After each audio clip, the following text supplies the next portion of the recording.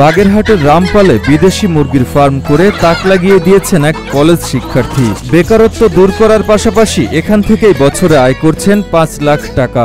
এই খামারটা মূলত শখের বসে প্রথম শুরু করি, আর তারপরে যে চিন্তা করলাম যে পড়ালেখার পাশাপাশি যে বাড়তি কিছু ইনকাম হলো, নিজের পকেট খরচটা চললো এবং পরিবারকে কিছু সাপোর্ট দিতে পারলাম। এরকম চিন্তাধারা থেকে খামারটা শুরু করছিলাম। এখানে বছরে আনুমানিক 4 থেকে 5 লক্ষ টাকা এখান থেকে আমার সবকিছু বাচ্চা দিয়ে ইনকাম থাকে। বসতবাড়ির কাছে ছোট্ট একটি টিন শেড ঘরে তৈরি করা হয়েছে ফার্ম, যার মধ্যে থাকা আলাদা আলাদা শেডে রয়েছে সিল্কি, হামবার্গ, সিলভার, ব্রাহ্মা, কসমা, ফাইটার, রিংকেন সহ প্রায় 25 প্রজাতির বিদেশি মুরগি, যার কোনোটির ওজন 5 কেজি, আবার কোনোটি 500 গ্রাম। আমি শুভর প্রতিবেশী। শুভ প্রথম যখন ফার্ম শুরু করলো, তারপর ও যখন আস্তে আস্তে ওর ফার্মের পরিসর বৃদ্ধি করলো, তারপর ওর কাছ থেকে আমি কিছু বাচ্চা নিলাম। বাচ্চা নিয়ে আমি সেগুলো বড় করলাম। বড় করে ওর মাধ্যমেই আমি বাংলাদেশের বিভিন্ন জেলায় যারা শৌখিন মুরগি কেনে তাদের কাছে বিক্রি করলাম। বিক্রি করার পরে দেখলাম যে এতে আসলেই বেশ লাভবান হওয়া যায়। বিদেশি প্রজাতির এই মুরগির ফার্মটি গড়ে তুলেছেন বাগেরহাটের রামপাল উপজেলার মল্লিক বের ইউনিয়নের বাসিন্দা ফয়সাল আহমেদ শুভ।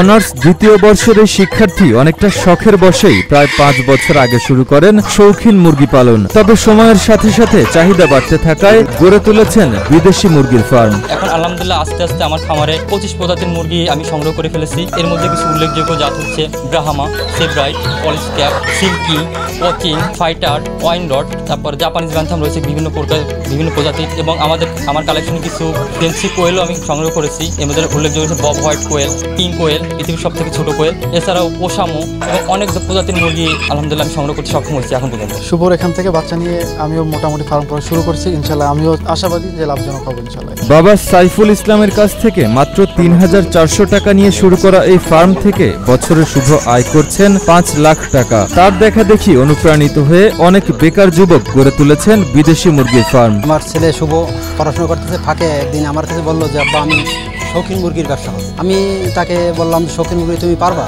সে বলছে হ্যাঁ পারবো। তারপরে আমি কিছু আর্থিক সাহায্য করলাম আর্থিকভাবে। এখন সে পর্যায়ক্রমে সে বাচ্চা ফুটানো শুরু করলো।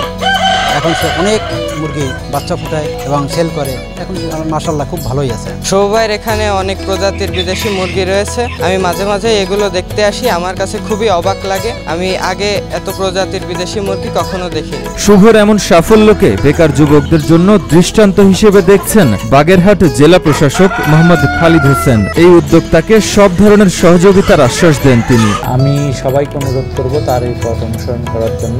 একেবারে চাকরির পিছনে না ঘুরে তাকে দেখে উদ্বুদ্ধ হয়ে মানুষ চাকরি ছাড়াও যে নিজে ভালোভাবে স্বাবলম্বী হয়ে বাঁচতে পারে এটি শেখার জন্য।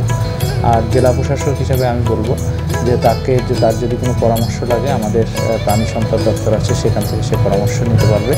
এবং একই সাথে তার যদি কোনো আর্থিক সহায়তা লাগে, এখানে কিন্তু বিভিন্ন দপ্তর আছে, তাকে বিভিন্ন ঋণ দিতে পারবে, তাকে সহায়তা করতে পারবে, এমনকি প্রশিক্ষণেরও ব্যবস্থা করা যাবে। সে যদি এগুলো চায় আমাদের সাথে যোগাযোগ করে, ইনশাল্লাহ আমরা চেষ্টা করব তার এই সকল বিষয়ে সার্বিক সহযোগিতা করার জন্য।